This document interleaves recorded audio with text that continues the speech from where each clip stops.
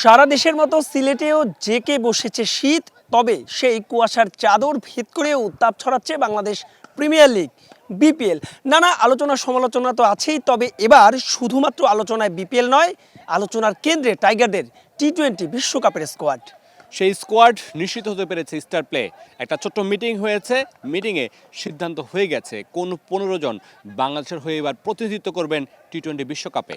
টাইগারদের প্রধান নির্বাচক গাজী আশরাফ হোসেন লিপু এবং আরেকজন সিলেক্টর হাসিবুল হোসেন শান্ত, সঙ্গে বিসিবি প্রেসিডেন্ট আমিনুল ইসলাম বুলবুল এবং অধিনায়ক লিটন কুমার দাস, এই চারজন মিলে দীর্ঘ একটা সময় বৈঠক করেছেন। যেহেতু জানুয়ারির 3 তারিখের মধ্যে 30 সদস্যের প্রাথমিক স্কোয়াড জমা দিতে হবে ক্রিকেটের সর্বোচ্চ নিয়ন্ত্রক সংস্থা আইসিসিতে, তবে তার আগে অনেক দলই ইতোমধ্যে তাদের চূড়ান্ত স্কোয়াড ঘোষণা করেছে, আর সেই পথেই হাঁটতে চায় বাংলাদেশ ক্রিকেট বোর্ড বিসিবিও। 30 জনের যে স্কোয়াড, সেখান থেকে 15 জনের স্কোয়াডও প্রায় নিশ্চিত করে ফেলেছে বাংলাদেশ ক্রিকেট বোর্ড। সেখানে জানিয়ে রাখতে চাই 12টি জায়গা প্রায় নিশ্চিত হয়ে গেছে।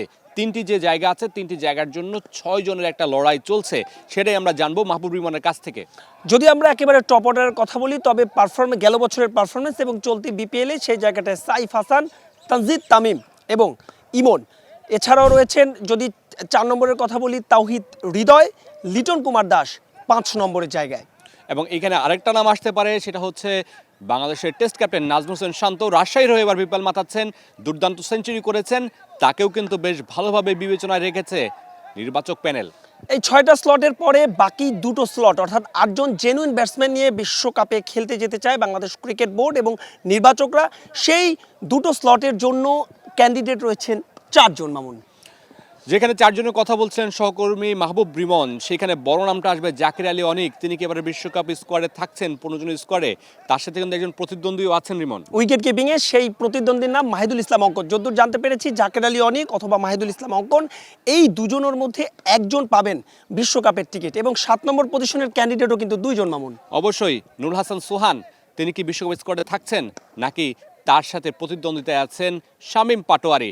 এই দুজনের মধ্য থেকে যে কোনো একজন টিকে যাবেন বিশ্বকাপের স্কোয়াডে। যদিও এখনও পর্যন্ত সময় আছে লম্বা, বিপিএলের যে সিলেট পর্ব চলছে, সিলেট পর্ব শেষ হওয়ার আগেই বাংলাদেশকে স্কোয়াডটা দিতে হবে, কিন্তু এই দল পরিবর্তন করার সুযোগও আছেন। বিপিএলের শেষ পর্যন্ত বা 20 তারিখ পর্যন্ত এই দল পরিবর্তন করার সুযোগ পাবে বাংলাদেশ ক্রিকেট বোর্ড। 8 জন ব্যাটসম্যানের সঙ্গে 3 জন জেনুইন স্পিনারকে নিয়ে ভারত এবং শ্রীলঙ্কায় যেতে চায় বিসিবি, এবং সেই 3টা স্লট বোধহয় মোটামুটি নিশ্চিত। মামুন, একেবারে নিশ্চিত। রিশাদ হোসেনকে আপনি কোনোভাবেই সম্ভাবনা বা আছে থাকবেন এরকম পর্যায়ে নিতে পারবেন না। রিশাদ হোসেন যাচ্ছেন, এটা নিশ্চিত। সেই সাথে নাসুম আহমেদ, তিনিও থাকছেন, এবং আরেকটা নাম শেখ মাহাদি। 3 জন স্পিনার বাংলাদেশের 15 জনের স্কোয়াডে থাকছেন নিশ্চিতভাবেই। 4 জন জেনুইন পেসার নিয়ে ভারত এবং শ্রীলঙ্কায় বিশ্বকাপ খেলতে যেতে চায় বাংলাদেশ ক্রিকেট বোর্ড, এবং সেখানেও 3টা স্লট মোটামুটি নিশ্চিত, অর্থাৎ মুস্তাফিজুর রহমান, তাসকিন আহমেদ এবং তানজিম সাকিব। বাকি একটা স্লটের জন্য যত প্রতিযোগিতা হবে 2 জনের মধ্যে। সেই 2 জনের মধ্যে একজনের নাম শরীফুল এবং দ্বিতীয় জনের নাম হাসান মাহমুদ। এবারে কিন্তু নোয়াখালীর হয়ে খেলছেন হাসান মাহমুদ, বেশ ভালো করছেন তিনি। দল ভালো না করলেও হাসান মাহমুদ কিন্তু ভালো করছেন। শেষ পর্যন্ত এই 2 জনের মধ্যেও টেক্কাটা চলছে সমানে সমান। শুধুমাত্র তাই নয়, এছাড়াও বেশ কয়েকজন ক্রিকেটার রয়েছিল আলোচনায়, যেমন সবশেষ যে বাংলাদেশ টি-20 সিরিজ খেলেছিল আয়ারল্যান্ডের বিপক্ষে, সেখানে ছিলেন মোহাম্মদ সাইফুদ্দিন। তার আগের সিরিজও ছিলেন, কিন্তু তার সেই পারফরমেন্স এবং সব কিছু টপ নচ না হয় শেষ পর্যন্ত হয়তোবা তিনি পাচ্ছেন না বিশ্বকাপের টিকিট। এই দলে তাহলে আপনাদের প্রশ্ন আসতেই পারে, কারা ওপেনার, কারা টপ অর্ডার, কারা মিডল অর্ডারে ব্যাট করবেন?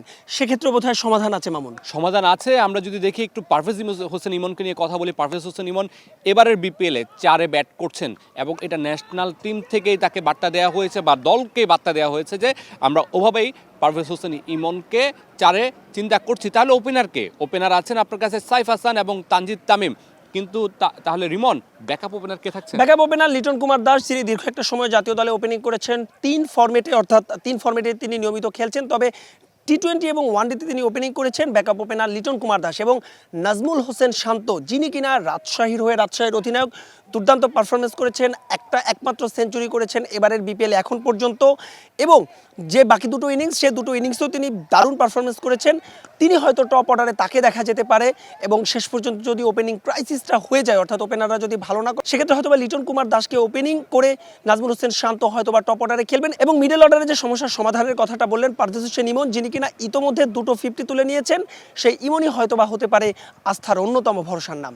এবং যে দলটা নিয়ে বাংলাদেশ দল চিন্তা করছে এবং যেই সমস্যাগুলো আছে, যে 6টা স্কোয়াডের কথা বলছি, যে 3টে স্পটের কথা বলছি, সেখানে যে 6জন ক্যান্ডিডেট আছে সেখানেও দেখবেন যে খুব ভালো প্রতিদ্বন্দ্বিতা আছে। এবং এবারের যে টিমটা আমার ব্যক্তিগত মনে হচ্ছে বাংলাদেশ খুব ব্যালেন্সড একটা টিম নিয়ে যাবে। 3জন জেনুইন স্পিনার, সেই সাথে 4জন পেসার।